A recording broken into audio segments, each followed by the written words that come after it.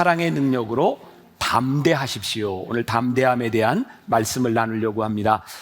오늘 말씀을 묵상하면서 저에게 들어왔던 가장 중요한 구절은 무엇일까? 저에게 들어왔던 것은 그의 뜻대로 구한다라고 하는 말씀이었습니다.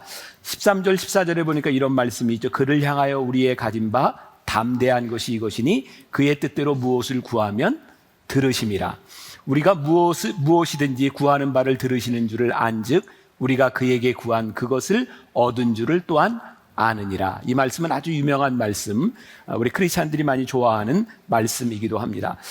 우리들은 하나님 앞에 구할 때 그의 뜻대로 구할 수도 있고요. 참 신기하죠. 우리는 기도하는데 염려하면서 기도하기도 합니다.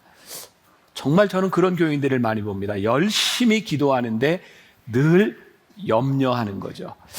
이런 이야기가 있습니다. 어떤 사람이 사막에서 길을 잃고 헤매다가 저 멀리 있는 나무 한 그루를 발견합니다. 저 나무 밑에 가면 뜨거운 햇빛을 피할 것이라고 생각하고 마지막 힘을 내서 그 나무 밑에 도착합니다. 얼마나 시원하고 행복했는지 몰라요. 근데 이 사람의 마음 가운데 그런 생각이 있었어. 이 햇빛을 가려줬지만 내 갈증을 해결해 줄 시원한 물 한 잔 마셨으면 좋겠다. 그런데 놀랍게 나무에서 물이 툭툭툭 떨어지는 거예요. 어떻게 이럴 수 있냐, 이런 건 물으시면 안 돼요. 그냥 이렇게 막 물이 떨어져서 이 사람이 너무너무 시원하고 좋은 거예요. 그래서 또 생각하기를, 물만 먹을 게 아니라 수영장도 있으면 좋겠다. 수영장이 생기는 거예요. 그 나무가 무슨 나무냐면 말하는 대로 소원을 다 들어주는 나무였어요. 너무너무 좋은 거예요. 소원을 막 이야기하는 거예요. 그러다 갑자기 이런 생각이 들었어요. 그런데 갑자기 이 황량한 곳에 호랑이가 나타나서 나를 잡아먹으면 어떡하지? 하는 순간 모든 것들이 다 사라지고 호랑이가 나타나더니 이 사람은 다시 광야를 도망가기 시작했어요. 이런 이야기가 있어요. 왜 이런 이야기를 만들었을까? 우리들이 생각하는 것이 그대로 이루어진다고 우리들이 생각한다면 하나님의 뜻대로 우리들이 구하는 것은 참 축복인데 어느 날 우리들에게 다가오는 것이 염려라는 거예요. 아마 오늘 여기에 있는 사람들도 아마 염려들을 많이 가지고 이 자리에 나와 있을지 몰라요. 자, 하나님의 뜻대로 구한다. 우리는 신앙생활을 하면서 이런 이야기를 정말 많이 들어왔어요. 자, 여러분, 천국을 한번 생각해 보세요.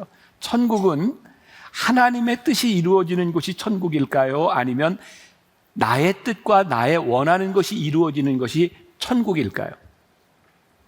자, 우리들이 그냥 우리 지성적으로 우리들이 생각한다면 이건 분명히 하나님의 뜻이 이루어지는 것이 천국이야 라고 이야기할 수 있을 것 같은데, 여러분들이 원하는 천국은 내가 원하는 것이 이루어지는 것이 천국이 아닐까요? 사실 이 부분에서 진리와 비진리가 나누어지기도 합니다.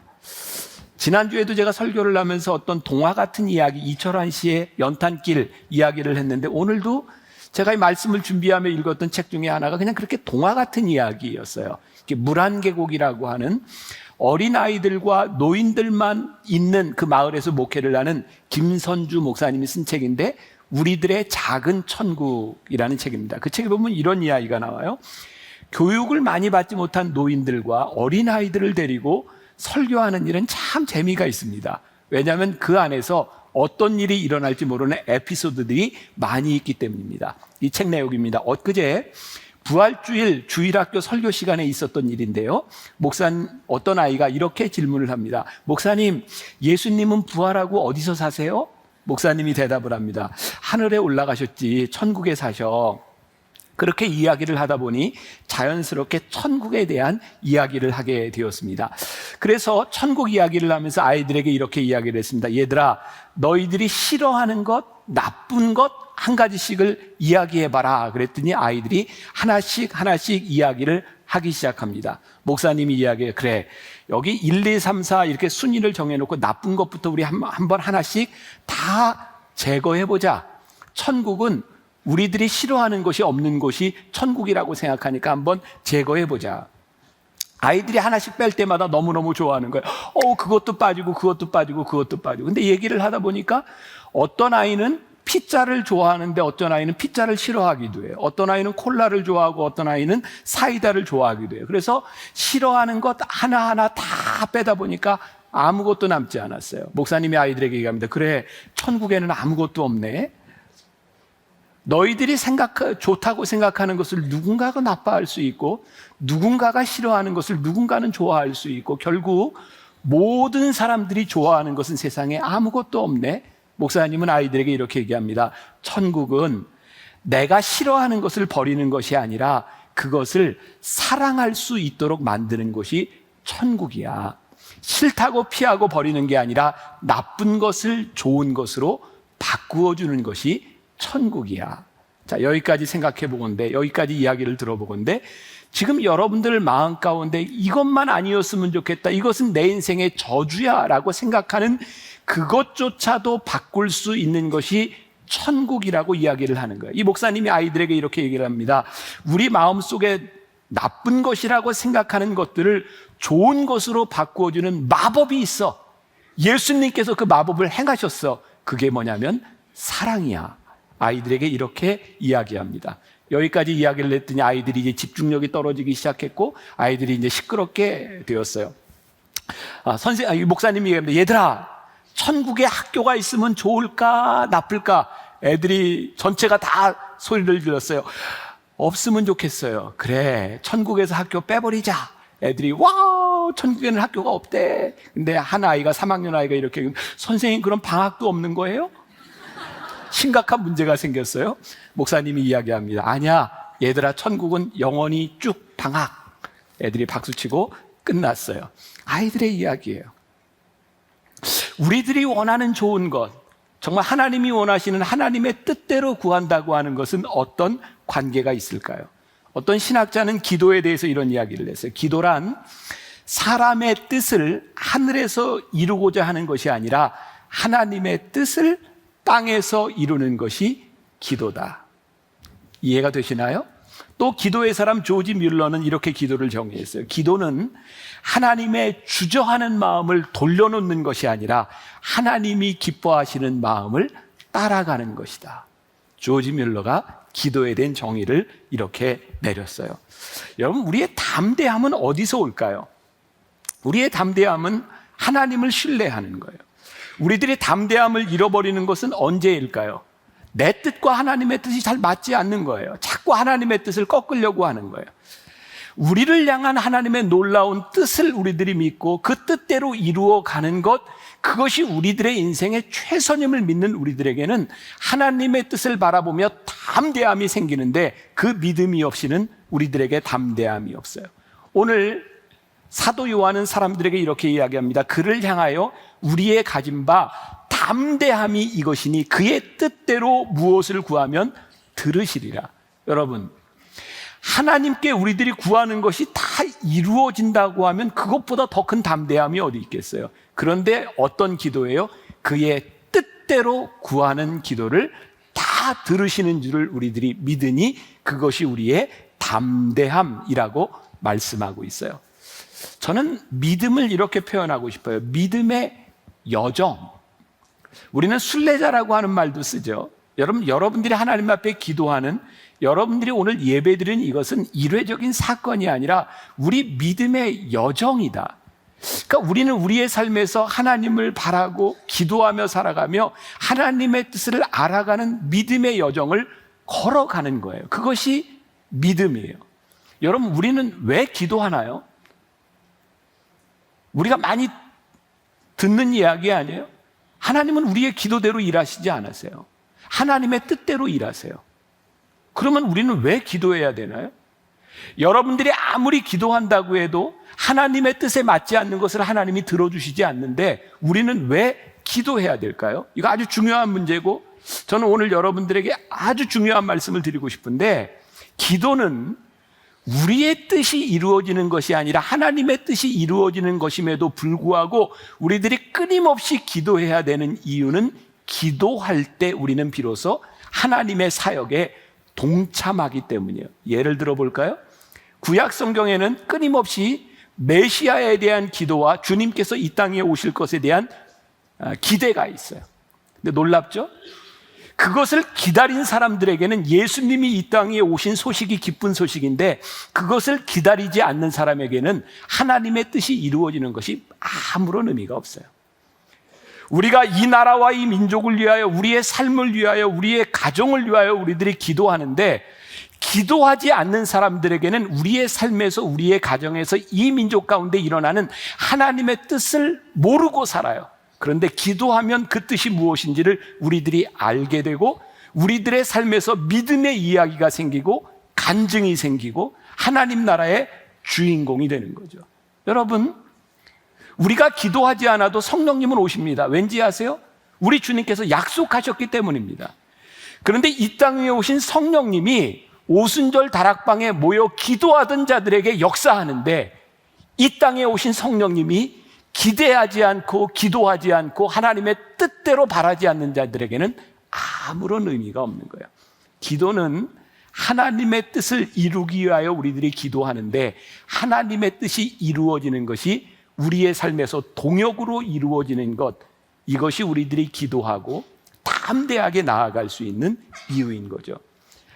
오늘 하나님의 뜻 안에서 우리들이 담대한다, 이것이 무슨 말일까? 우리들에게 염려하지 말라라고 하는 말을 하는데, 저는 개인적으로 이렇게 모험 영화를 이렇게 좋아합니다. 너무 유치하다고 생각할지 모르지만 인디애나 존스 이런 류의 영화를 좋아하고요.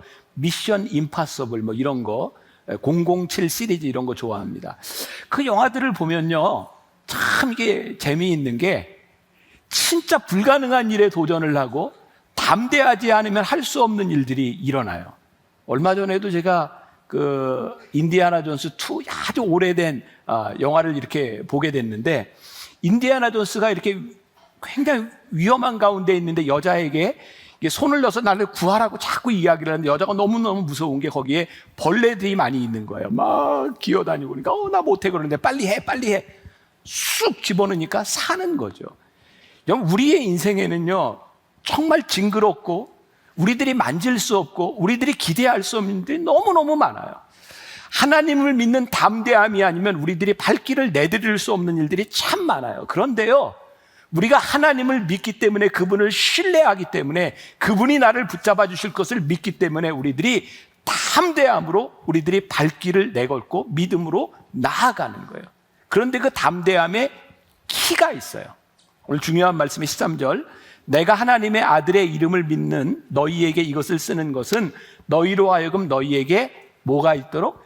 영생이 있음을 알게 하려 함이라. 자, 이 말씀을 이렇게 연결해보면 이렇게 될 것 같아요. 담대함이라고 하는, 영생이라고 하는 키를 가지고 보아야 보이는 거구나. 우리들이 어떻게 담대함을 가질 수 있어요? 이 세상에서 이 영생이라고 하는 담대함의 키가 없으면 우린 정말 담대하기가 힘이 들어요.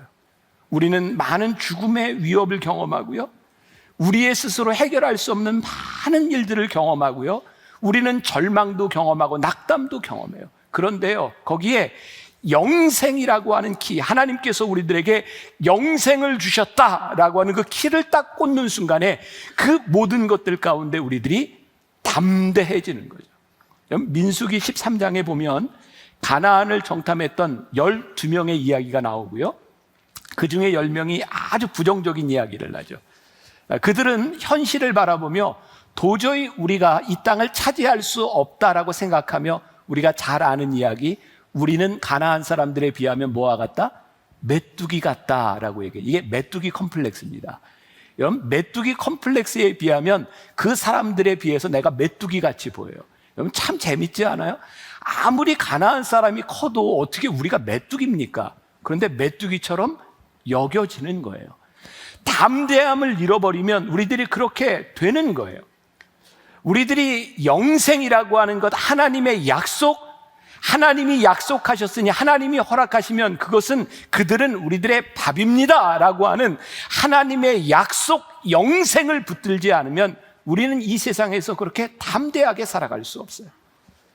저는 군대 군목으로 있으면서 전방에 2년을 있었는데, 이렇게 철책을 이렇게 돌면서 병사들을 이렇게 위로합니다. 신병들이 와서 제일 무서워하는 게 뭔지 아세요?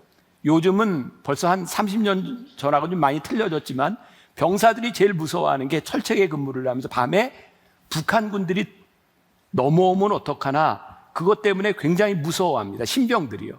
그래서요, 바람 소리만 들어도 저게 사람이 아닌가 생각하고, 노루가 뛰어다니면 저게 사람이 아닌가 생각하고 5인 사격을 할 때도 있어요. 그런데 아침에 날이 싹 밝고 나면 그게 노루였고 그게 나뭇가지였다고 하는 걸 알죠. 여러분, 영생이라고 하는 게 뭔지 아세요? 우리들에게 밝혀질 일이에요. 우리가 하늘나라에서 하나님과 함께 살아갈 그 영광스러운 빛을 우리들이 믿고 있기 때문에, 그것으로 인하여 밝히 드러날 것을 믿기 때문에 우리들이 두려워하지 않고, 하나님의 뜻이 이루어질 것을 믿기 때문에 두려워하지 아니하고 하나님을 믿는 믿음 가운데 우리들이 서는 거예요. 오늘 여러분들에게 그런 도전을 드리고 싶어요. 여러분들은 하나님을 믿으면서 우리 안에, 내 안에 하나님의 뜻이 이루어지고 있음을 우리들이 믿고 살아가는가?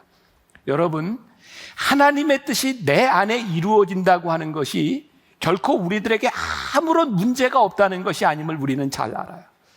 우리들에게 어떤 문제가 있어도, 어떤 어려움이 다가와도, 여러분들이 지금 어떤 질병의 문제를 가지고 있어도 우리 안에서 이루실 하나님의 뜻을 바라보며 영생의 키를 가지고 우리들이 담대하게 하나님 앞에 구할 수 있는 것, 그것이 우리들에게 주신 특권이라고 말씀하고 있어요. 전 개인적으로 그 김동길 교수 있죠. 여러분 잘 아실 거예요. 그분이 참 글을 잘 쓰는 사람이다 라고 생각을 해요. 그분이 쓴 책 중에 나이 들미 고맙다라는 책이 있습니다. 거기에서 어렸을 때 어머니가 들려주셨던 이야기를 합니다. 어느 농가에 소를 기르고 있는 집이 있었어요. 소가 새끼를 낳을 때가 되었는데 그 집 아들이 아버지에게 이렇게 얘기합니다. 아버지, 소가 새끼를 낳으면 나 그 소 탈 거야. 근데 아버지가 혼냅니다. 야 임마, 그 어린 송아지 타면 송아지 허리 부러져. 절대 안 돼. 근데 이 아이가 계속해서 이야기해요. 그래도 나 탈 거야. 그랬더니 아버지가 화를 내면서 이놈이 그거 타면 안 된다니까, 허리 부러진다니까. 근데 이 아들이 그래도 나 탈 거야. 그랬더니 아버지가 화를 내면서 애를 때려요. 그때 이 책에 보면 이렇게 얘기합니다. 그 어머니가 김동길 교수에게 이렇게 얘기를 해요. 참, 저 송아지 나 보면 그 애도 저거 탈 수 없다는 거 알 텐데 송아지 낳기도 전에 저렇게 소리 지르고 때리는 미련한 사람이라고. 우리들이 왜 미련하고 왜 우리들이 담대함이 없는지 아세요? 우리들의 눈에 보이지 않는 거예요. 여러분, 하나님의 뜻이 우리 안에서 이루어질 것을 믿는 사람, 그 뜻이 우리들에게 이루어짐을 우리들이 아는 사람은 두려워하지 아니하고 그 뜻이 이루어질 때 우리들이 해야 될 일을 알아요. 참 우리들 하나님 믿는다고 하면서 우리들에게 참 많은 염려가 있지 않아요? 일어나지도 않은 일에 대한 염려가 우리들에게 참 많지 않아요? 저는 제가 목사로서, 여러분들의 담임 목사로서, 여러분들의 리더로서 저는 제가 정말 자신 있게 이야기할 수 있는 게 있어요. 제가 은혜를 받고 나서 제 삶을 바꿔주신 것이 뭐냐? 제 속에 염려가 사라진 거였어요. 여러분 오해하지 마세요. 제 삶에 염려거리가 없다 이런 이야기가 아니에요. 무슨 일을 하든지 하나님이 하실 일에 대한 기대는요, 내 맘대로 된다 이게 아니에요. 제 속에 염려가 없어진 것은 정말 놀라운 믿음이에요. 하나님이 원하시는 것은 하나님이 이루시고 하나님이 원하시지 않으면 하나님이 막으신다. 여러분, 막으면 멈추면 되잖아요. 하나님께서 하라 하시면 어떻게 해요? 하면 되잖아요. 근데 우리들은 해보지도 아니하고 염려 가운데 살아가며 두려움 가운데 살아갈 때가 참 많이 있어요. 우리들이 하나님을 믿는다고 하지만 하나님을 신뢰하지 않고, 우리들이 하나님을 믿지 않기 때문에 우리들이 담대함을 다 잃어버리고 살아가는 거죠. 오늘 본문 말씀 가운데도 그렇고 요한일서에는 정말 여러 번 안다 이런 말씀들이 참 많이 나오고 있어요. 자, 오늘 본문 18절 말씀 보세요. 자, 하나님께로부터 난 자는 다 범죄하지 아니하는 줄을 우리가 아노라. 뭐를 알아요? 하나님께로부터 난 자는 다 범죄하지 아니하는 줄을 우리가 아노라. 하나님께로부터 나신 자가 그를 지키심에 악한 자가 그를 만지지도 못하리라. 하나님께로부터 난 자는 범죄하지 않는다. 제가 몇 주 전에 여러분들에게 나눴던 말씀이죠. 이 말은 무슨 뜻이냐면, 하나님을 밀고 하나님을 아는 자는 죄를 짓지 않을 수 있는 완전함을 가지고 있는 것이 아니라 계속해서 죄를 짓지 않는다, 이런 의미라고 하는 것을 설명을 드렸어요. 여러분, 이 말을 잘 이해하셔야 돼요. 말틴 루터가요, 같이 종교 개혁을 했던 그 동역자, 후배이기도 했던 멜랑크톤에게 1521년에 이런 이야기를 합니다. 들어보세요. 용감하게 죄를 지어라. 그러나 더 담대하게 그리스도를 신뢰하라. 여러분, 어떤 이해가 되세요? 용감하게 죄를 지어라. 그러나 더 담대하게 그리스도를 신뢰하라. 루터가 지금 멜랑크톤에게 이 이야기를 했을 때 이게 무슨 의미냐면, 우리 인간들 중에 죄를 짓지 않을 수 있는 능력 있는 사람이 아무도 없다는 거예요. 그러니까 우리들이 살아가면서 죄를 지을 수 있어요. 용감하게 죄를 지어라. 이것은 용감하게 죄를 막 지어라 이런 말이 아니라 너희들 죄를 짓는 것에 대해서 용감하라는 거예요. 그런데 너희들이 기억해야 될 것이 있는데, 너희들이 죄를 짓는 그것보다 더 담대하게 그리스도를 신뢰하라. 그러면 너희들이 그 죄를 이길 수 있을 것이니라 라고 말씀하고 있는 거예요. 여러분, 세상에서 여러분들이 불완전하고 여러분들이 하나님의 뜻을 이루지 못하고 여러분들이 실수하는 것에 대하여 용감하세요. 왜? 우리는 그렇게 완전한 사람들이 아니에요. 그래서 우리들이 죄를 지어도 된다 이런 것이 아니라, 우리들이 담대할 수 있는 이유는 우리들의 연약함과 우리의 죄를 이기신 하나님을 우리들이 믿기 때문에 그 담대함을 가지고 우리들이 설 수 있는 거예요. 왜? 빛이 오면 어두움이 물러가니까.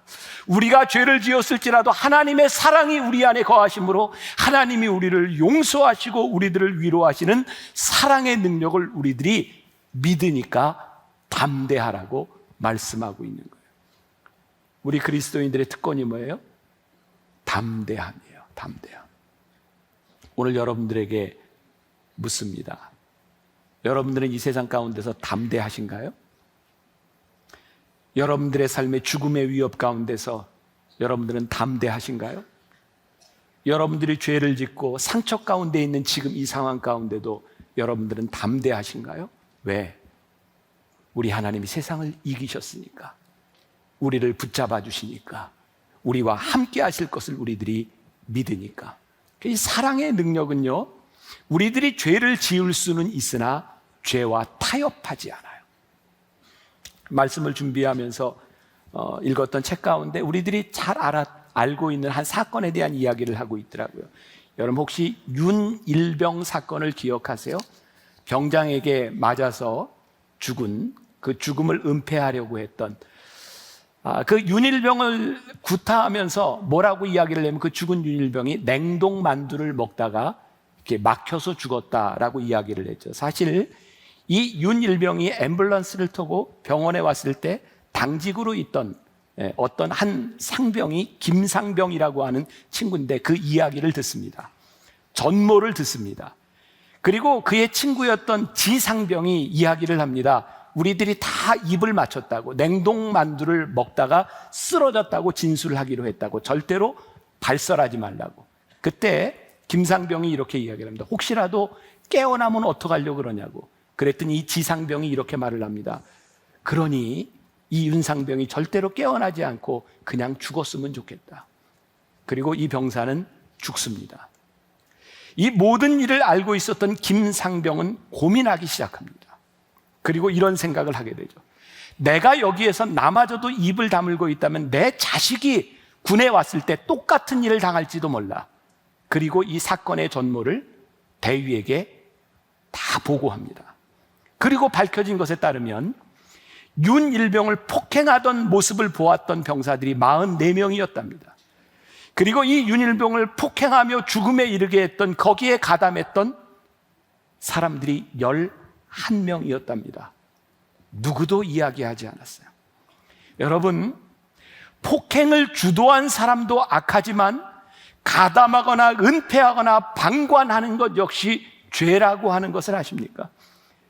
의를 가로막는, 악에 편승하는 것은 죄라고 하는 것을 아십니까? 그런데 우리들이 이 죄와 악에 대하여 담대하지 못한 거예요. 왜? 하나님을 믿지 못하기 때문이에요. 참된 것을 참되다고 말하는 것이 진실이고, 악한 것을 악하다고 말하는 것이 진실이에요. 그런데 우리들에게 이 담대함이 사라진 거예요. 하나님을 믿는 믿음이 우리들에게서 사라진 거예요. 저는 우리가 하나님을 믿는다, 우리들에게 담대함이 있는다고 하는 게 왜 소망일까요? 진실을 진실되게 말할 수 있고, 잘못된 것을 잘못됐다고 이야기할 수 있고, 우리들이 진실을 이야기하지 못하는 이유 가운데 하나는 우리들 속에 있는 욕심이에요.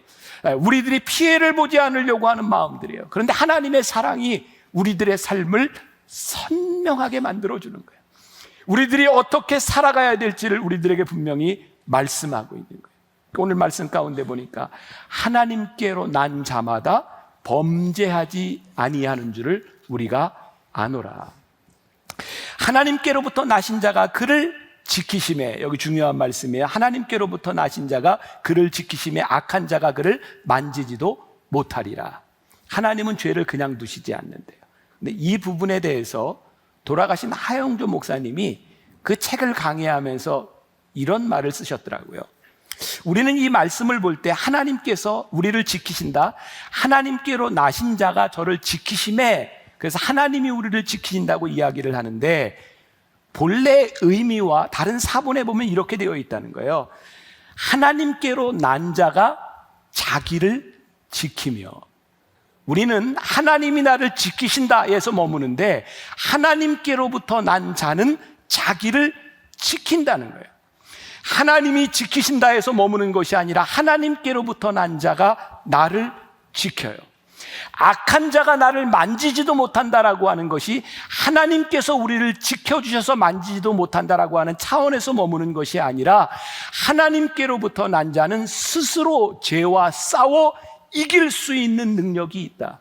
여러분, 유혹하는 것도 나쁜 일이지만 유혹에 넘어가는 것은 더 나쁜 일이라. 오늘 여러분들과 저 우리 한국에 있는 모든 크리스찬들, 기독교인들에게 도전이 되는 게 뭐예요? 우리들이 하나님께로부터 난 자라고 하면 우리들이 이겨야 되고 지켜야 되는 것이 있는 거예요. 왜? 우리들이 하나님께 속한 자이기 때문이죠. 19절 말씀 보세요. 또 아는 것은 우리는 하나님께 속하고 온 세상은 악한 자 안에 처한 것이며, 우리는 하나님께 속한 것이고 세상은 악한 자에게 속한 것이다. 소속감. 여러분들은 하나님께 속하였다. 그 소속감이 있으세요? 오늘은 대답을 안 하시는, 날씨가 춥죠? 우리가 하나님께 속하였다. 굉장히 귀한 일이거든요. 제가 요번에 우리 동산지기들하고 우리 동산지기 위로회로 1년에 한 번씩 여행을 가는데 베트남에 갔어요. 베트남 다낭이라고 하는 곳에서 이렇게 다 마치고 이렇게 오는 동안 그 가이드를 한 분한테 이제 신앙생활을 좀 잘 하라고, 그래서 우리 만나교회는 미디어 교회가 있으니 미디어 교회 교인이 되라고. 근데 그분이 베트남 다낭에 있는 모든 그 가이드들을 모아서 그 예배에 참여하겠노라고 이러면서 이분이 이제 숭실대학도 나왔고 합창단도 했고 뭐 이런 이야기를 하다가 자기가 왕십리에 있는 장로교회를 다녔다는 거예요. 그래서 나 왕십리 감리교회 다녔는데, 그래서 자기가 왕십리 토백이에요. 어느 고등학교? 배명고등학교. 나 성동고등학교인데 어느 중학교? 한영중. 나 한영중학교. 한영중학교. 그거 가지고요 갑자기 소속감 생기는. 그러면서 요번에 저는 감사원장 된 분이 우리 한영 중학교 선배, 믿음이 좋은 분이거든요. 한영. 별로 좋은 학교는 아닌데요. 한영. 참 여러분들 재밌지 않아요? 가이드 하나 만나서도요. 한영. 그게 소속감이에요. 우리의 인생에 말이죠. 우리가 하나님께 속하였다고 하는 게 얼마나 귀한 일인지 아세요? 우리 믿음의 성도들이 만나서 우리들이 특권을 누릴 수 있는 게 뭔지 알아요? 하나님의 사람, 우리 하나님께 속하였어. 여러분, 세상에 속한 사람은 세상을 사모하며 삽니다. 우리들이 하나님께 속한 사람이 되면 하나님을 사모하며 사는 거예요.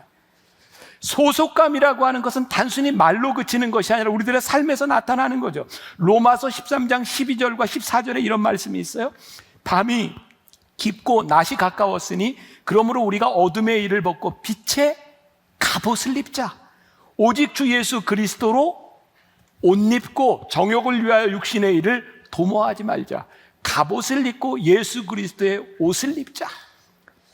제가 언젠가 기사에 굉장히 재밌는 걸 봤어요. 여러분, 이 구치소에 수감되면요, 수감된 사람들의 그 옷, 죄수복이라고 이야기를 하죠. 그들이 쓰는 모든 물품, 담요, 옷에 뭐가 찍혀 있는지 아세요? 법무부라고 적혀 있대요. 법무부.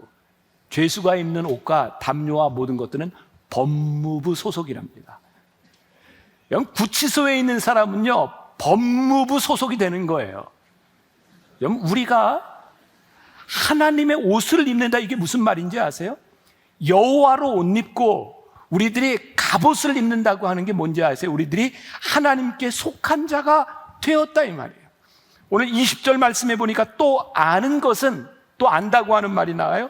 하나님의 아들이 이르러 우리에게 지각을 주사 우리로 참된 자 곧 그의 아들 예수 그리스도 안에 있는 것이니 그는 참 하나님이시요 영생이라 라고 말씀하고 있어요.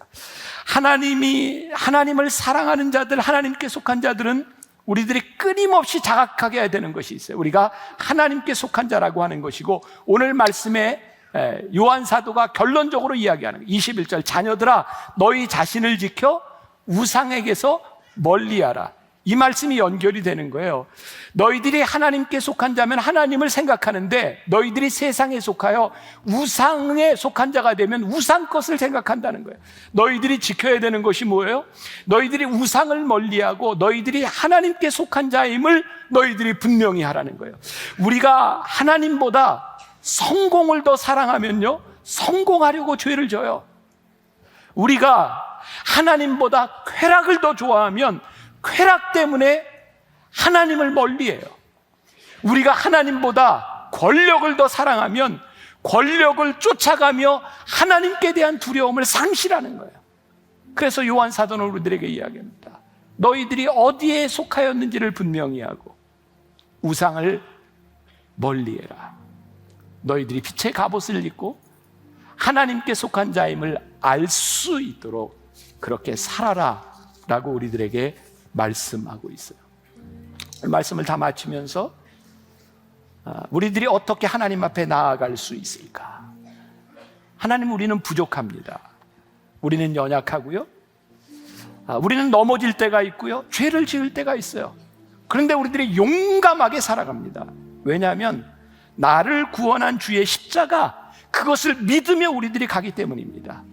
나의 자격이 아닌, 나의 힘이 아닌 오직 예수님의 보혈을 힘입어 우리들이 담대하게 나갈 수 있기 때문입니다.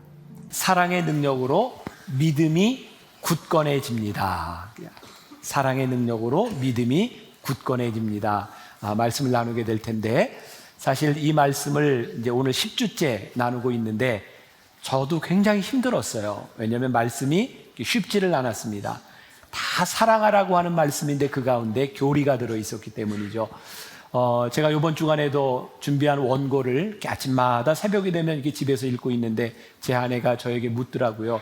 왜 이렇게 요즘 원고를 이렇게 자주 보냐고. 그래서 제가 그랬어요. 어려워서 그런다고. 제가 썼지만 이거를 제가 잘 전달하기 위해서 참 힘들게 제가 10주간을 지나왔던 것 같아요. 그런데 오늘 이 10주째 되는 날 그중 이 말씀이 제일 편안합니다. 좀 쉽고요.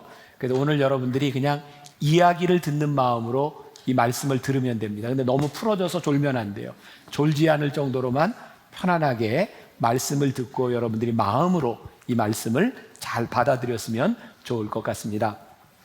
오늘 말씀은 아주 명확하게 세 부분으로 이렇게 구분이 되어 있습니다. 첫 번째는 하나님의 계명을 지키는 것은 무거운 것이 아닙니다. 이런 대지가 있고요. 또 하나는 하나님께로 난 자마다 이 사랑의 계명을 지키면 세상을 이기게 될 것입니다. 그리고 그 증거가 확실합니다. 이 세 가지 대지로 되어 있습니다. 오늘 이 무거운 것이 아니다, 계명을 지키는 것이 무거운 것이 아니다, 이것이 우리들에게 굉장히 도전을 주는 말씀이고 여러분들이 물어봐야 될 부분이기도 합니다.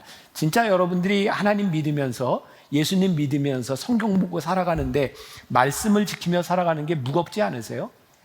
오늘 사도 요한은 요한 공동체에 그 질문을 던지고 있고 그 답을 이야기하고 있는 거예요. 그래서 오늘 3절 말씀을 다시 한번 볼 텐데 여러분 성경에 표시를 해도 좋습니다. 3절 다시 한번 보죠.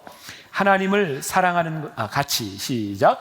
하나님을 사랑하는 것은 이것이니 우리가 그의 계명들을 지키는 것이라. 그의 계명들은 무거운 것이 아니로다. 자, 하나님을 사랑한다고 하는 것은 어떻게 알아요? 그의 계명을 지키느냐 지키지 않느냐로 알아요. 그런데 그의 계명을 지키는 것이 어떻다고요? 무겁지 않다는 거예요. 이게 우리들 안에서 이해가 되는가 이 말이죠. 자, 여러분들 우리가 생각해야 될 포인트가 하나 있는데 최초에 하나님께서 우리들에게 주셨던 명령이 있습니다. 계명이 있습니다. 뭐냐면 에덴 동산에서 아담과 하와를 지으시고 너희들이 선악과를 어떻게 하라고요? 먹지 마라 그러셨어요. 이 첫 번째 명령은 하라는 명령이 아니라 하지 말라라는 명령이었어요. 자, 여러분들에게 물어볼게요. 하라는 것이 쉬워요? 하지 말라는 것이 쉬워요? 자, 대답 안 해도 돼요. 제가 다 대답할 거예요. 자, 하나님께서 만일 에덴 동산에 먹을 것이 하나도 없이 선악과만 딱 만들어 놓으시고 이거 먹지 마라 그랬으면 굉장히 지키기가 어려웠을 겁니다. 그런데 먹을 것을 다 만들어 주시고 너희들이 하나님과 생명 가운데 교제하기 위해서 이것만 먹지 마라 그랬습니다. 쉬워요, 어려워요? 어려운 일 아닙니다. 그런데 그것을 지키지 못한 거죠. 하나님께서 이스라엘 백성에게 출애굽하면서 가나안 땅으로 들어갈 때 10계명을 주셨어요. 그 중에 하나가 우상을 만들지 말라 그랬어요. 여러분들에게 또 물어볼 거예요. 대답 안 해도 괜찮아요. 우상을 만드는 게 쉬워요? 안 만드는 게 쉬워요? 그것도 대답 안 해도 돼요. 생각해 보세요. 만일 성경에서 야 너희들이 우상을 만드는데 금과 은과 보석으로 만들어라 그랬으면 얼마나 여러분들 부담스러웠겠어요. 근데 우상 만들지 말래요. 너무 쉽지 않아요? 근데 그걸 못 지키는 거예요. 살인하지 말라 그랬어요. 살인하는 게 쉬워요? 살인 안 하는 게 쉬워요? 간음하지 말라. 그럼 뭐가 쉬울까 이거는? 중요한 포인트가 있어요. 우리가 하지 말라 이게 결코 어려운 게 아니라는 거죠. 근데 우리는 이것을 굉장히 어렵게 생각하는 거예요. 이런 글귀가 있어요. 사랑하는 사람이 좋아하는 것보다 그가 싫어하는 일을 하지 않는 것이 진정한 사랑이다. 하나님과 우리들 사이의 관계가 깨어지는 것이 무엇일까요? 우리들이 많은 것들을 지키고 하나님 사랑합니다라고 하는데 정작 중요한 것, 하나님이 제일 싫어하는 것, 하지 말라는 것을 지키지 못하는 거죠. 자, 여기 이제 결혼하는 사람들이 많으니까 부부가 살아가면서, 결혼하고 살아가면서 서로가 서로에게 잘하려고 노력하지 않나요? 그죠? 정상적인 부부 아니에요? 어떻게 해서든지 행복한 가정을 만들어 가고 싶고 잘하려고 노력을 해요. 그런데 부부싸움을 해요, 안 해요? 대답 끝까지 하지 마세요. 네. 그런데 부부싸움 한단 말이에요. 근데 우리가 잘 아는 거지만 부부싸움을 하는 이유가 뭐예요? 우리들이 너무 잘하고 사랑하는 것 때문에 싸우는 것이 아니라 잘하다가 한 가지 싫어하는 것 때문에 싸우는 거죠. 우리가 흔히 이야기하는 거 있죠. 아내가 남편에게 제발 양말 좀 뒤집어서 벗어놓지 말라고. 근데 그거 안에서 싸운다 이 말이에요. 얼마 전에 제 아내가 저한테 심각하게 이야기를 좀 했어요. 왜냐하면 여러분들 우리 교인들 보는 데서는 저희가 부부가 서로 존댓말도 쓰고 이러지만 사실 우리가 친구거든요. 그래서 안 보는 데서는 서로 이렇게 존댓말 잘 안 써요. 막 반말도 하고 막 이래요. 근데 제 아내가 저한테 오더니 정말 자기가 싫어하는 게 있는데 이것만은 안 해줬으면 좋겠다. 근데 저는 그게 그렇게 상처가 되거나 싫어할 줄 몰랐어요. 그때 제가 어떤 마음을 먹었을까요? 이렇게 하면 안 되겠구나. 왜요? 사랑하고 존중하고 행복한 가정을 만들어야 되기 때문이죠. 그래서 지키는 거예요. 만일 여러분들이 하나님이 하지 말라라고 하는 것을 여러분들이 지키지 않는다면 여러분들은 하나님을 사랑하지 않거나 하나님을 존중하지 않는다 이 말이에요. 우리들이 계명을 지키는 것이 그렇게 어려운 일이 아니다. 왜? 우리들에게서 그걸 지킬 수 있는 마음이 든다. 이 말은 무슨 말이냐면 하나님과 우리들 사이의 사랑의 관계가 깨지지 않기를 원하는 그 마음이 강하기 때문에 그것을 지켜야 되는 것이 그렇게 어려운 일이 아니다라고 하는 거죠.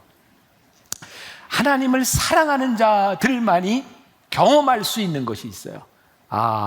말씀대로 살아가는 것이 그렇게 어려운 일이 아니구나라는 거예요. 우리 가까운 교회죠. 여기 이제 지구촌 교회 그 사역하던 유석경이라고 하는 전도사님이 지난해에 세상을 떠났어요. 그분이 쓴 책이 당신은 하나님을 오해하고 있습니다 라는 책이었습니다. 이분은 서울대학을 나왔고요. 가르치는 재능이 있어서 사람들을, 학생들을 가르치며 돈을 잘 벌던 사람입니다. 그런데 어느 날 부르심을 받아요. 내가 선교사로 나가야 되겠다. 그래서 하던 일을 그만두고 미국으로 가서 트리니티 신학교에서 신학을 공부하고 사역을 시작했어요. 그런데 몸이 너무너무 아픈 거예요. 한국에 와서 진찰을 받았는데 세상에 어떻게 그런 일이 있을 수 있어요. 하나님의 부르심으로 일을 했는데 그분에게 내려진 건 시한부, 직장암 말기였어요. 이분의 책에 보면 그런 표현이 나옵니다. 나는 투병 생활을 한 것이 아니라 시한부 선고를 받고 나에게 주어진 최선의 삶을 살다 간다. 여러분들 이 중에 혹시 시한부 아닌 분 있으면 한번 손 들어보세요. 우리는 다 시한부 인생을 살아갑니다. 길이의 차이만 있을 뿐이지 굳이 암이 아니어도 우리는 다 시한부 인생을 살아갑니다. 그런데요, 우리들이 시한부 인생을 살아가는 우리가 이 세상 가운데 투병하다 살아가는 인생이 있고 우리들에게 주어진 삶을 최선을 다해 살아가는 사람이 있어요. 결론부터 이야기를 한다면 하나님을 사랑하는 사람은 우리들에게 주어진 인생 가운데서 승리하는 인생을 살아가는데 하나님을 사랑하지 않는 자들은, 그 사랑을 알지 못하는 자들은 이 안에서 그냥 투병하다 끝날 수도 있어요. 유석경 전도사가 이런 이야기를 합니다. 사람들이 오해하는 게 있는데 하나님을 너무너무 사랑하면 목사가 되거나 선교사가 되거나 그렇게 부르심을 받을 것에 대한 두려움을 가지고 있다는 거예요. 혹시 여러분들도 그런 두려움 있으세요? 내가 하나님 너무 사랑하고 믿음이 생기면 혹시 하나님이 나한테 목사 되라 그러면 어떡하지? 선교사 되라 그러면 어떡하지? 혹시 그런 두려움이 있으세요? 갑자기 오늘 예배를 마치고 왔는데 하나님이 여러분들에게 부르심을 줬어요. 너 목사다. 그때 여러분들이 기쁠까요? 안 기쁠까요? 모르겠어요. 또 믿음이 좋은 자매들은 이런 두려움이 있대요. 내가 이렇게 믿음 좋다, 목사한테 시집가면 어떡하지? 이런 두려움. 근데 유석경 씨가 이런 이야기를 합니다. 사람들이 그녀에게 그렇게 돈을 잘 벌고 그렇게 살아가다가 그렇게 갑자기 선교사가 되기로 결심한 그 일이 어려운 결정이 아니었냐고. 그때 유석경 씨는 이렇게 대답을 해요. 하나님을 사랑하기 때문에 그것은 나에게 너무나 당연한 일이었고 그렇게 어려운 결정이 아니었습니다. 우리가 하나님을 사랑하지 못하기 때문에 우리의 인생에 참 어려운 일들이 많아요.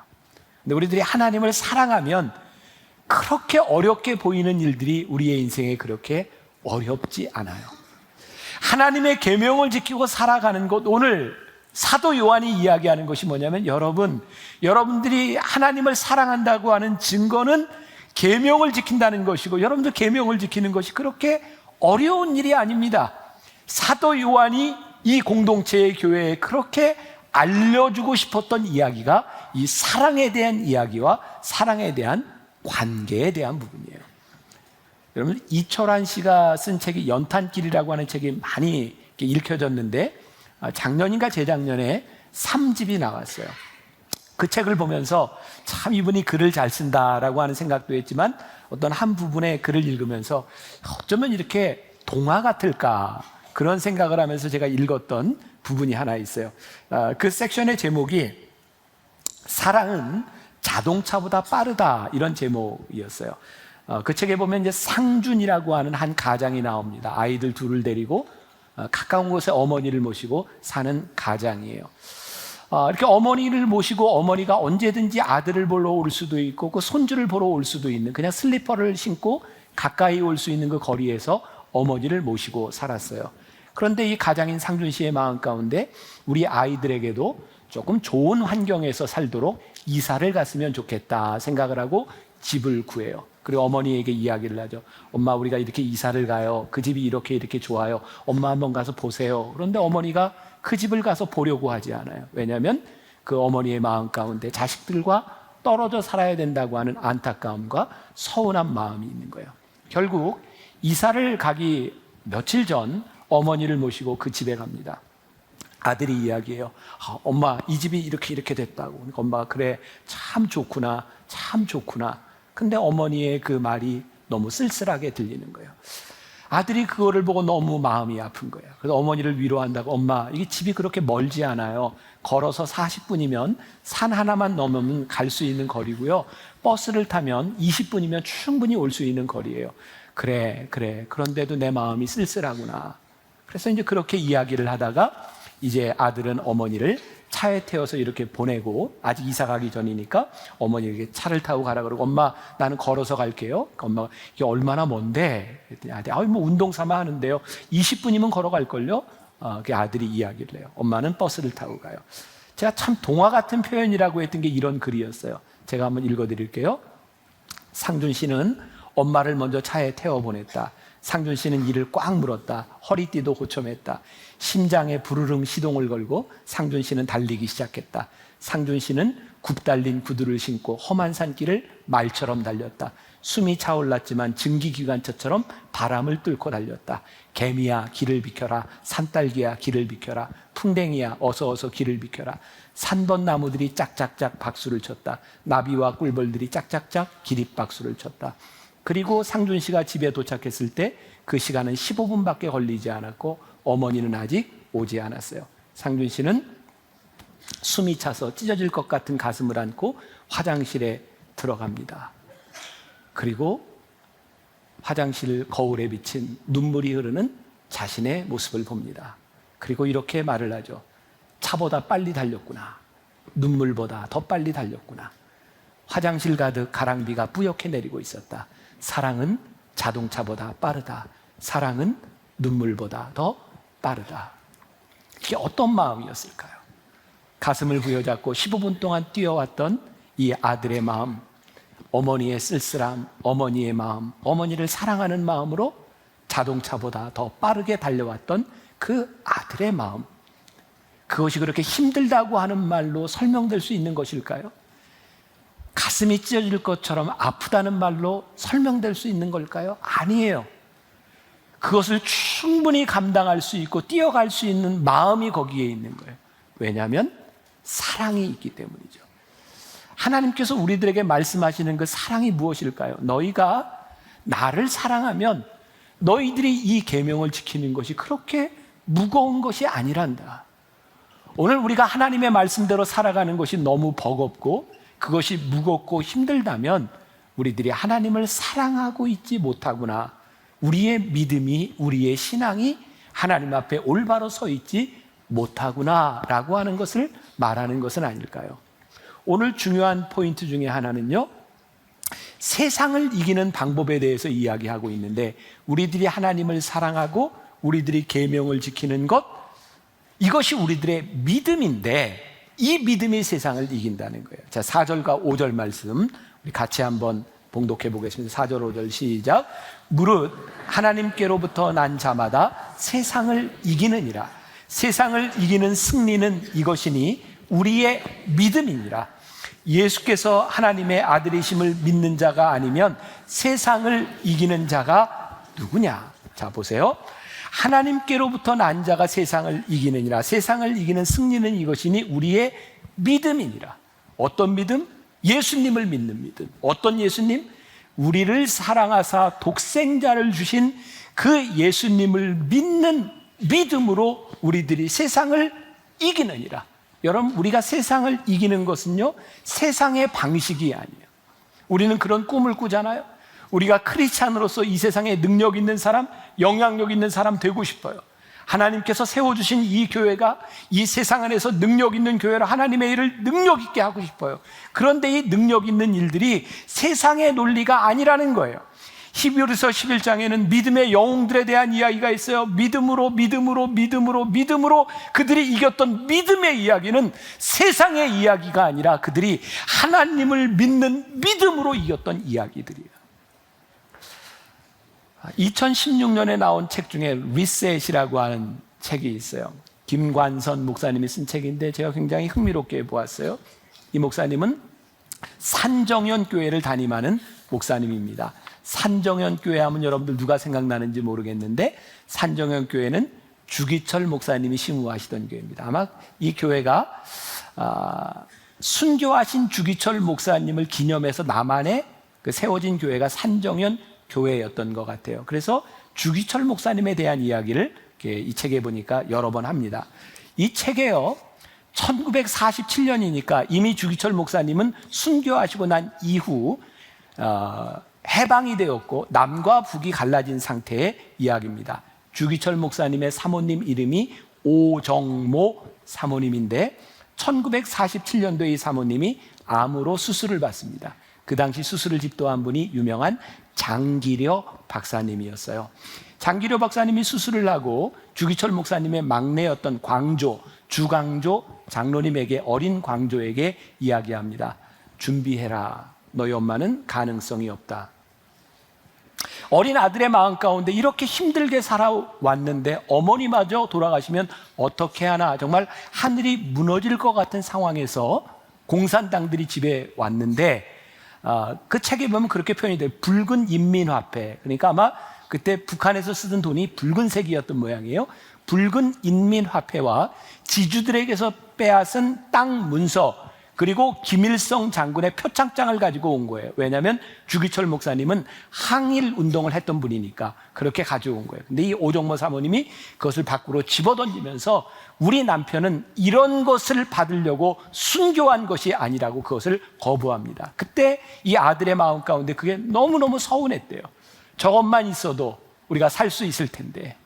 그때 어머니가 아들을 불러서, 아들아, 내가 너에게 줄 유산이 따로 있단다. 그러면서 아들에게 읽어준 말씀이 시편 37편 25절과 26절의 말씀이었대요. 이런 구절입니다. 내가 어려서부터 늙기까지 의인이 버림을 당하거나 그의 자손이 걸식함을 보지 못하였도다. 그는 종일토록 은혜를 베풀고 꾸어주니 그의 자손이 복을 받는도다. 주광조 장로님은 이 말씀을 붙들고 삽니다. 그리고 그분의 고백입니다. 이분이 60세가 되어서 극동석유 사장에서 은퇴를 하고 70대까지 극동방송국 부사장으로 자비량으로 섬기는 삶을 삽니다. 하나님께서 우리의 가정을 축복해 주신 것은 물질이 아니라 이 말씀, 의인의 삶이었다고 하는 것을 붙들고 이분은 그의 삶에 간증을 합니다. 제가 말씀을 준비하고 제가 이 글을 쓰면서 저에게도 떠오른 게 있었어요. 저희 아버님은 갑자기 심장마비로 돌아가셨거든요. 뇌경색으로 쓰러지셨다가 2년 동안 활동 다 하시고 2년 만에 갑자기 심장마비로 돌아가셨어요. 그러니까 유언할 시간도 없었고 아버님이 돌아가시는 걸 보지도 못했어요. 저희 아버님이 이 교회 개척도 하셨고 이 교회를 지어놓고 그리고 부흥회도 많이 다녔던 분이셨어요. 장례를 다 치르고 나서 저희 사남매가 모였을 때, 저희 형은 회계사고 변호사고 하니까 이런 쪽에, 경제 쪽에 많이 밝은 사람이에요. 저희 사남매를 모아놓고 그러더라고요. 아버지가 갑자기 돌아가셨는데 아버지는 평생 부흥회도 다니시고 그런 분이시니 은행 구자를 한번 조회해봐라. 뭐가 있는지. 제 여동생이 우리 아버님 이름을 넣고 금융감독원에 조회를 했어요. 그랬더니 통털어서 통장에 24,000원이 남아있었어요.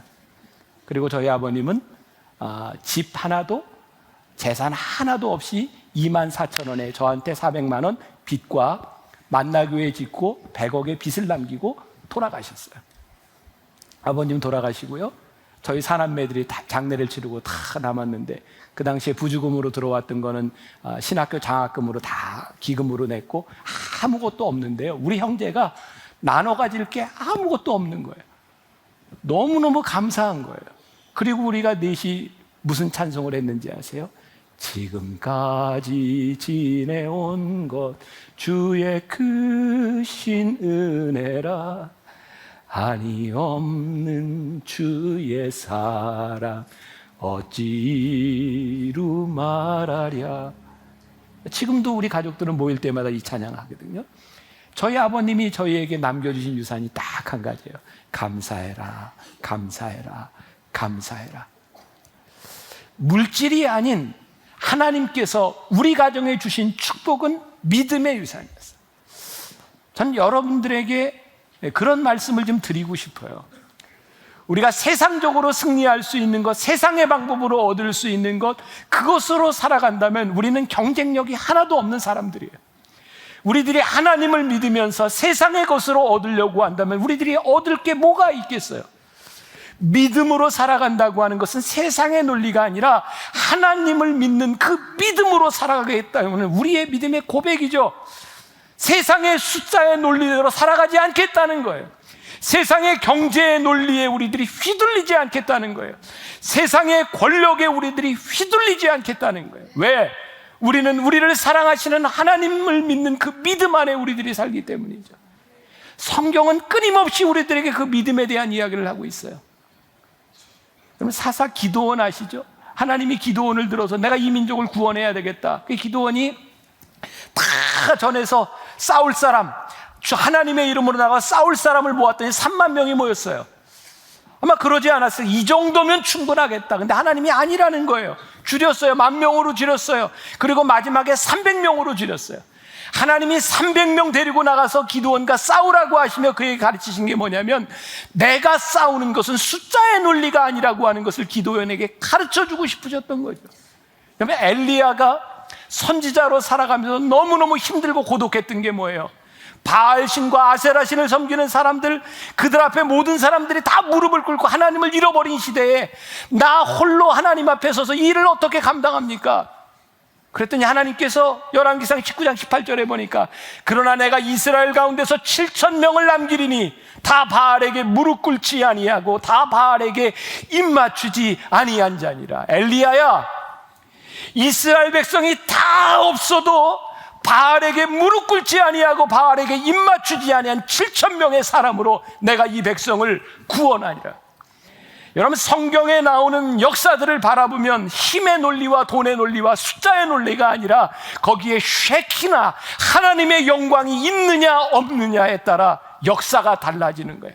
하나님의 영광이 드러날 때 하나님께서 역사하시는데 하나님의 영광이 떠나가면 우리는 오합지졸이 되어버리는 거예요.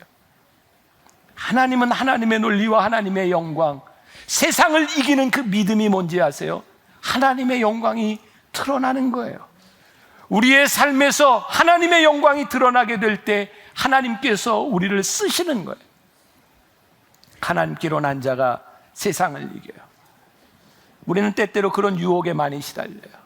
하나님을 믿는 게 너무 버겁고 힘들어서 숨고 싶어요. 그래서 우리는 세상에서 종종 숨죠. 비겁해지죠. 무섭잖아요. 두렵잖아요. 니키 건블이라고 하는 사람이 인생의 의문점들이라고 하는 책을 쓰는데 거기는 우리 신앙에 대한 문제들에 대하여 쉽게 이렇게 답을 달아놓고 있는 책인데요. 그냥 제가 요약해서 그냥 제가 한번 이야기를 하고 이런 이야기입니다. 한 젊은 경찰이 있어요, 영국에. 이 사람이 이제 시험을 보게 됩니다. 이런 상황에서 너는 어떻게 할 것이냐. 시험 문제가 이런 상황이 나옵니다. 이 사람이 이렇게 순찰을 도는데 주유소가 폭발이 되었어요. 그래서 기름을 넣고 있던 차에 불이 붙었고 열어보았더니 거기 한 남녀가 굉장히 위험한 가운데 있는, 딱 보니까 여자는 자기가 아는 사람이에요. 동료의 아내인 거예요. 빨리 구해줘야 돼요. 어떻게 하든 막 구하려고 하는데 어떤 사람이 오토바이를 타고 와서 도와주겠다는 거예요. 이 사람이 되어서 도와주겠다고 하는 사람을 보니까 이 사람이 지명수배된 강도인 거예요. 이걸 잡아야 되나, 이걸 구하게 내버려야 되나. 근데 그 상황에서 갑자기 어떤 여자가 막 소리를 지르는데 이 폭발 때문에 건물이 막 이렇게 불이 나고 하면서 만삭이 되었던 출산을 앞둔 여자가 갑자기 하혈을 하면서 아기가 나오게 된 거예요. 이걸 어떻게 하나? 그런데 또 갑자기 옆에서 그 폭발이 난 것 때문에 이렇게 하수구가 무너져 내리면 사람들이 떠내려가면서 사람 살려 그러는 거예요. 이 상황에서 경찰은 어떻게 해야 되나, 이게 문제예요. 이 사람이 답을 이렇게 썼어요. 나는 제복을 벗고 군중 속에 숨겠습니다. 왜일까요? 내가 해결하기에 너무 버거운 거예요. 우리가 언제 신앙을 버리죠? 너무 버겁고 힘들고 이거 내 힘으로 안 돼요. 내가 감당할 수 없어요. 그래서 우리는 내 힘으로 안 되면 신앙을 포기할 때도 있어요. 여러분, 답이 어디에 있는지 아세요? 우리들에게 흔들리지 않는 믿음, 그 어떤 곳에서도 우리를 유혹하고 협박하는 그곳에서도 우리들이 믿음을 지키느냐 지키지 않느냐에 대한 문제인데 우리는 자꾸 믿음을 버리려고 하죠. 세상을 이기는 그 믿음, 우리를 사랑하시는 하나님의 사랑에 대한 믿음이 우리들에게 부족하기 때문인 것 같아요. 지난 주간에 제가 읽었던 책인데 제목이 너무 흥미로웠어요. 이런 제목으로 책을 내고도 살 수 있다는 게 전 이해가 안 되는데요.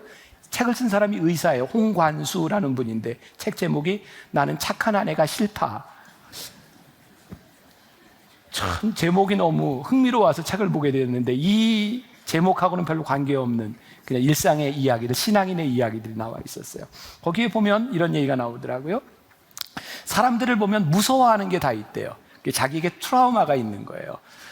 근데 이제 어떤 사람이 어떤 사람은 바퀴벌레를 굉장히 무서워하고 어떤 여자인데 쥐를 너무너무 무서워한대요. 지금 설교 시간에 표현하긴 그런데 제가 그냥 책대로 이야기를 하면 이 여자는 왜 쥐를 무서워하냐면 어느 날 집에 들어갔는데 집 안에 쥐가 있는 거예요. 그래서 쥐를 쫓아내려고 하는데 이게 안 되는 거예요. 그래서 잡으려고 하다 보니까 쥐 잡듯이 잡으니까 쥐가 궁지에 몰리면 어떻게 해요? 물려 그러잖아요. 이 여자를 물려고 하니까 여자가 놀래가지고 확 밟은 거예요. 근데요, 밟았는데 눈이 툭 튀어나오는 걸 본 거예요. 그래서 이 여자는 쥐에 대한 상처가 있는 쥐에 대한. 그래서 쥐가 제일 무섭다. 그러니까 우리들에게는 공포심이 있어요. 여러분들 보세요. 여러분들이 공포심을 가지는 건 다 달라요. 여러분들이 돈의 문제든 명예의 문제든 어떤 문제인지 모르면 우리는 약한 부분들이 다 있단 말이에요. 근데 제가 그래서 은혜스럽게 정말 귀하게 보았던 게 뭐냐면 이 의사가 가장 무서운 게 뭐냐면 양심이라는 거예요. 양심.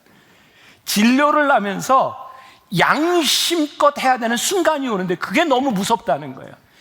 하나님을 믿는 사람으로 내가 어떤 양심을 가지고 해야 되는가, 그게 너무너무 무섭다는 거예요. 저는 하나님 앞에서 이 무서울 수 있는 양심이 살아있는 것, 우리를 협박하고 우리를 죄 가운데로 인도하는 것들에 대하여 우리들이 믿음이 있음으로 지켜야 되는 순간들이 있는데 우리들이 혹시 무서움 가운데 두려움 가운데 지는 사람들이 아니라 돈으로 해결하려는 사람들이 아니라 세상의 협박에 넘어지는 사람들이 아니라 세상을 이기는 이것이 그 믿음인데 우리들이 믿음을 가지고 우리들이 세워져 있는가? 그런데 이 믿음이 뭐예요? 하나님께서 우리들에게 증거로 보여주셨다는 거예요. 7절과 8절 보니까 증언하는 이가 셋이니 성령과 물과 피라 또한 이 셋은 합하여 하나이니라. 이걸 좀 설명하기가 쉽지 않아요. 그냥 이렇게 쉽게 설명하면 될 것 같아요. 하나님께서 증거하시는 이가 셋인데 하나라. 여기에 성령과 물과 피는 예수님에 대해서 증거하는 것 같아요. 예수님이 물로 세례를 받을 때 성령님이 임하시고 이는 내 사랑하는 아들이라. 그리고 예수님께서 십자가에 달리실 때 그 강같이 피가 흘리며 우리를 위해 흘려주셨던 그 보혈, 그것을 통해서 하나님이 우리를 얼마나 사랑하시는지를 우리들에게 보여주신 하나님의 사랑이죠. 그래서 11절과 12절을 그렇게 생각하고 읽어보세요. 11절 12절 또 증거는 이것이니 하나님이 우리에게 영생을 주신 것과 이 생명이 그의 아들 안에 있는 그것이니라. 아들이 있는 자에게는 생명이 있고 하나님의 아들이 없는 자에게는 생명이 없느니라. 자, 하나님께서 우리들에게 분명히 증거로 말씀하시는데 그 아들, 우리를 사랑하셔서 우리들에게 주신 그 아들이 우리 마음속에 있는 자들에게는 생명이 있는 거예요. 생명이 우리들에게 힘인 거예요. 능력인 거예요. 두려움을 이길 수 있는 거예요. 그런데 사도 요한이 요한 공동체에 묻는 거예요. 너희들에게 그 생명이 있느냐고, 너희들에게 예수 그리스도가 너희 안에 있느냐고, 하나님께서 증거하시는 그 증거가 이것인데 너희들이 그것을 가지고 있느냐고. 저는 오늘 새벽에 어머니 기도실에서 이렇게 혼자 기도하면서 이 말씀 붙들고, 하나님, 오늘 제가 말씀을 증거해야 되는데 제 속에 있는 생명, 그리고 오늘 우리 교인들에게 있는 그 생명에 대하여 이 말씀이 정말 우리들에게 능력이고 이것이 확실한 증거인지를 우리들이 분명히 이야기해야 될 터인데, 하나님 힘을 주시고 능력을 주시고 입술에 권세를 주셔서 하나님, 우리가 이 세상 살아가는 동안 어떤 두려움 가운데서도 이 생명을 붙들고 이 믿음 붙들고 승리하는 사람이 되게 하여 주옵소서. 우리의 삶에는 우리가 해결할 수 없는 문제들이 너무 많잖아요. 지난 2주간 전 개인적으로 굉장히 무력감을 느끼는 시간이었어요. 13주 된 아이가 의식을 잃고 중환자실에 있는데 제가 할 수 있는 건 기도밖에 없잖아요. 또 지난주에는 초등학생 아이가 백혈병으로 이식을 받았는데 그게 잘 맞지를 않아서 모든 장기가 손상된 가운데 너무 힘들어하는 그 아이 손을 붙잡고 제가 할 수 있는 일이 같이 울고 기도해 줄 수 있는 일밖에 없었잖아요. 만일 우리에게 생명이 없다면 그건 절망 아니에요? 우리들에게 영생이 없다면 그건 어두움과 실패잖아요. 하나님, 우리가 할 수 없는 이 가운데, 우리의 능력을 벗어난 이 가운데 하나님 붙들고 우리들이 하나님의 아들인 생명을 붙들고 우리들이 이길 수 있는 것, 그거 우리를 사랑하시는 하나님의 사랑과 우리 안에 있는 생명이 아닌가요?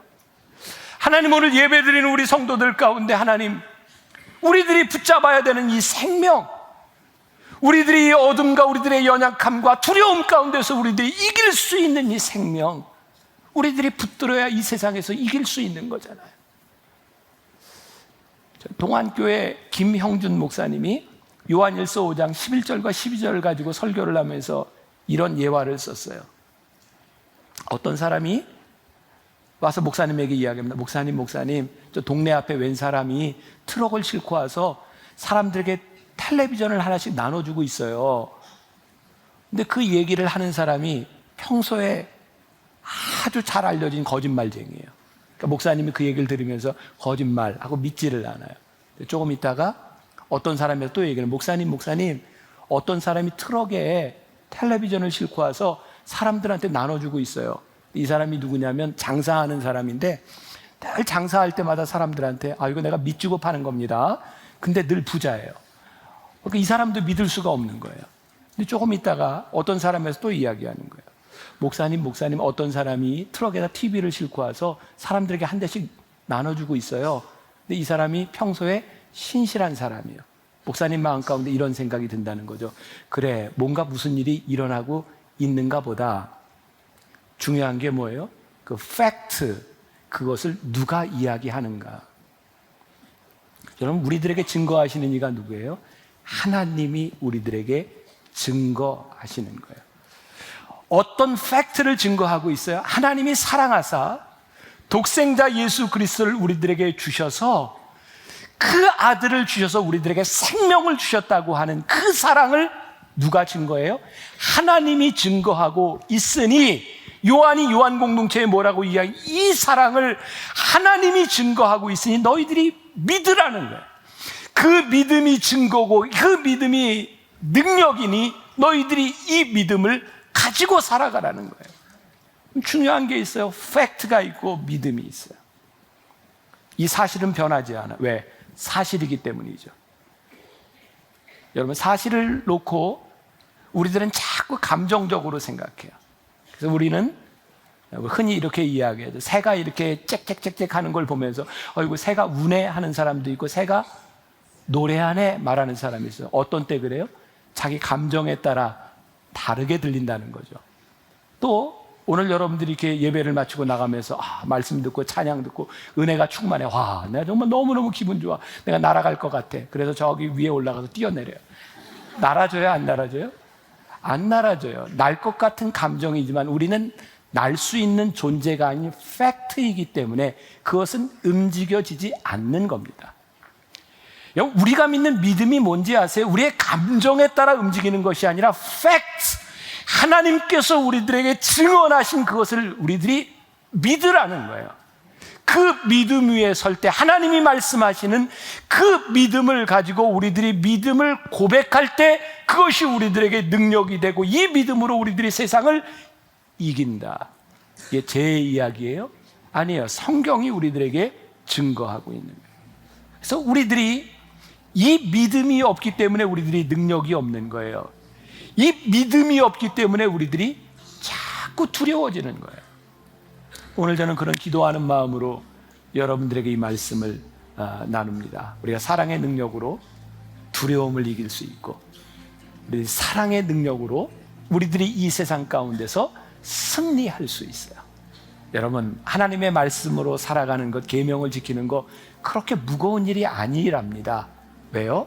하나님이 우리를 사랑하시는 그 사랑을 우리들이 믿음으로, 그것이 그렇게 어려운 일이 아니랍니다. 자, 여러분들 한 주간 이 세상 가운데 살아가며 여러분들 가운데 수없이 많은 일들이 일어나게 될 터인데, 제복을 벗어버리고 군중 속에 숨어버리는 그런 경찰 같은 사람들이 아니라 여러분들의 삶을 통해서 하나님의 영광이 드러나, 쉐키나, 하나님의 영광이 드러나면 하나님의 역사가 나타나는 거예요. 우리는 세상의 숫자, 세상의 논리로 살아가는 사람들이 아니라 하나님의 영광이 나타나도록 살아가면 하나님께서 역사하실 것을 믿는 사람들이에요. 그게 신앙인, 그게 믿음의 사람, 사랑의 능력을 믿는 사람들입니다. 그렇게 승리하는 여러분들이 되시기를 주님의 이름으로 간절히 축원합니다.